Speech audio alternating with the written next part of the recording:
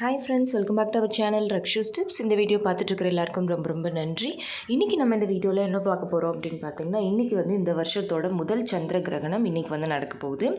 இன்றைக்கி இந்த சந்திர கிரகணம் எந்த டைமில் நடக்க போகுது, கர்ப்பிணி பெண்கள் வந்து எந்த நேரத்தில் ரொம்ப கவனமாக இருக்கணும்.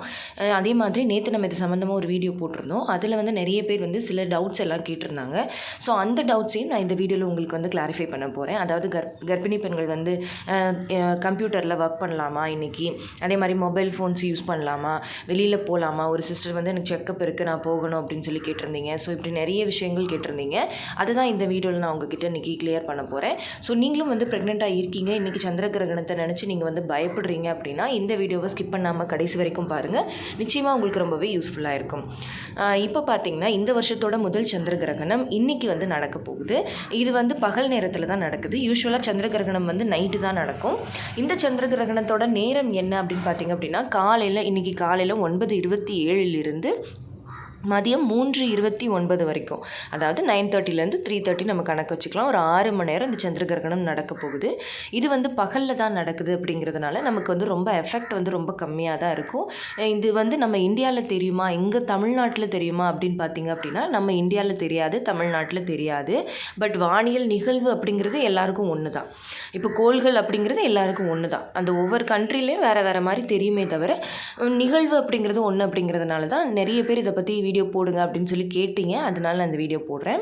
இப்போ இந்த கிரகணம் அப்போ எங்கே தெரியும் அப்படின்னு பார்த்தோம் அப்படின்னா, அமெரிக்கா, யூஎஸ், கனடா அந்த மாதிரி வெளிநாடுகளில் வந்து இது தெரியும். ஸ்ரீலங்காவில் தெரியுமா அப்படின்னு நிறைய பேர் கேட்டிருந்தீங்க. ஸ்ரீலங்காலையும் தெரியாது, நம்ம இந்தியாலேயும் தெரியாது.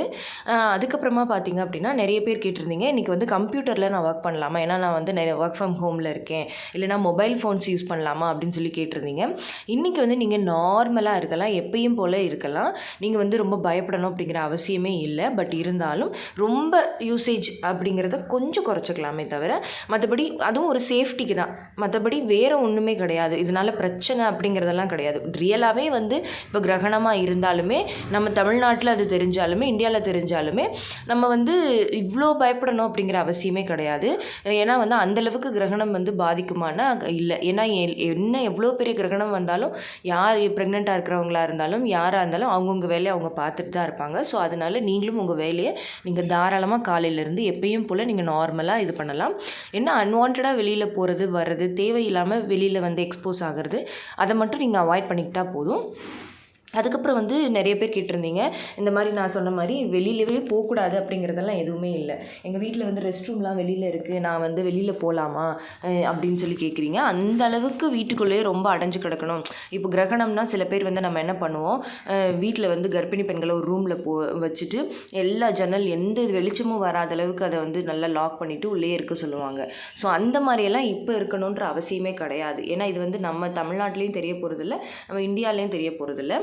ஸோ அந்தளவுக்கு நீங்கள் வந்து இதுக்கு பயப்படணும் அப்படிங்கிற அவசியம் இல்லை. நீங்கள் எப்பயும் போல் நார்மலாக ரெஸ்ட் ரூம் போகலாம், தண்ணி குடிக்கலாம், மொபைல் யூஸ் பண்ணலாம், ஒர்க் ஃப்ரம் ஹோம் பார்க்கலாம், வீட்டில் வந்து குக் பண்ணலாம், எல்லாமே பண்ணலாம்.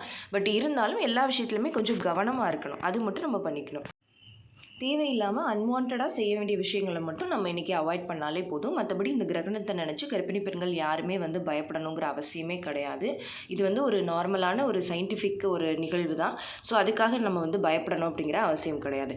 ஓகே ஃப்ரெண்ட்ஸ், இந்த வீடியோ கண்டிப்பாக உங்களுக்கு யூஸ்ஃபுல்லாக இருந்திருக்கும்னு நினைக்கிறேன். இந்த வீடியோ உங்களுக்கு யூஸ்ஃபுல்லாக இருந்திருந்தால் மறக்காமல் லைக் பண்ணுங்கள், கமெண்ட் பண்ணுங்கள். உங்கள் ஃபேமிலி அண்ட் ஃப்ரெண்ட்ஸுக்கும் இந்த வீடியோவை மறக்காமல் ஷேர் பண்ணுங்கள். அப்போ தான் எல்லாருக்குமே யூஸ்ஃபுல்லாக இருக்கும். ஓகே ஃப்ரெண்ட்ஸ், பாய், தேங்க்யூ.